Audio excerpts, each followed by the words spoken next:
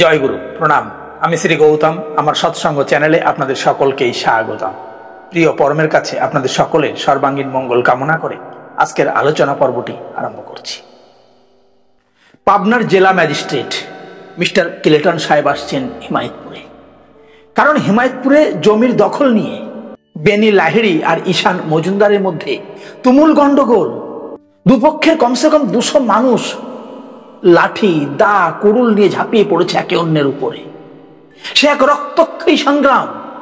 একে অন্যকে দেখে নিতে চাই। আজকে একটা ফায়সালা না করে ছাড়বে না কেউ। আর এই ফায়সালা করতে গিয়েই মানুষের রক্তের নদী বয়ে যাবে।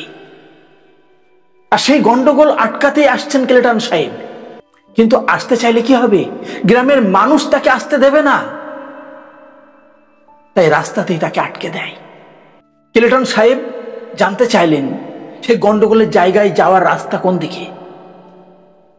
সেখানে উপস্থিত মানুষেরা ক্লেটন সাহেবকে ভুল রাস্তা দেখিয়ে দিলেন। সেই চরের দিকের রাস্তা, যে রাস্তা চোরাবালির দিকে গেছে। ক্লেটন সাহেব সেই গ্রামের মানুষের কথা বিশ্বাস করে ঘোড়ায় চেপে ছুটে চললেন।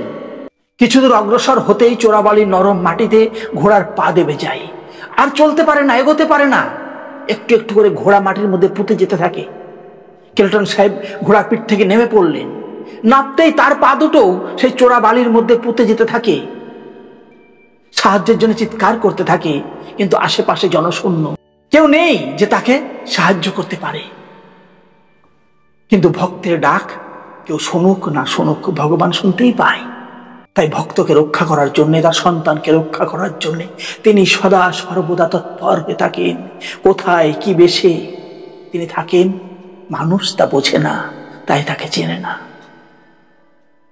হঠাৎ ক্লেটন সাহেব দেখলেন সেই চরের থেকে কিছুটা দূরেই নদীতে একটা নৌকায় কালো পাড়ে সাদা ধুতি পরে কৃষ্ণ রঙের এক দীর্ঘকায় যুবক নৌকায় বসে বাঁশি বাজাচ্ছে।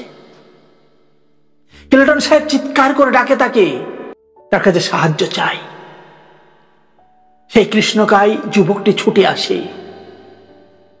সে তার নৌকার দড়ি খুলে এনে ক্লেটন সাহেবের দিকে দড়ি ছুঁড়ে দেয়। ক্লেটন সাহেব 2 হাতে সেই দড়ি ধরে নিজের মাজায় বেঁধে নিয়ে তাকে জাপটে ধরলেন।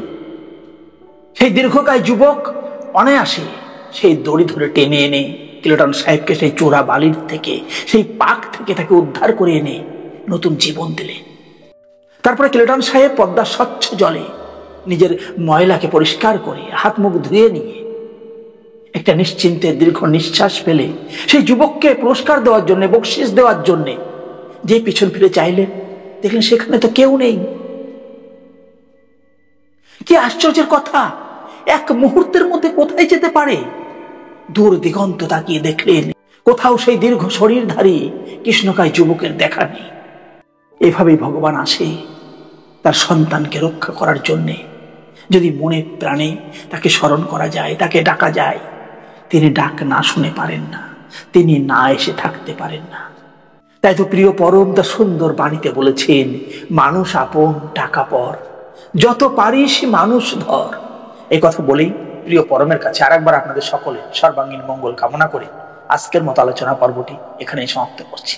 জয় গুরু, বন্দে পুরুষোত্তম।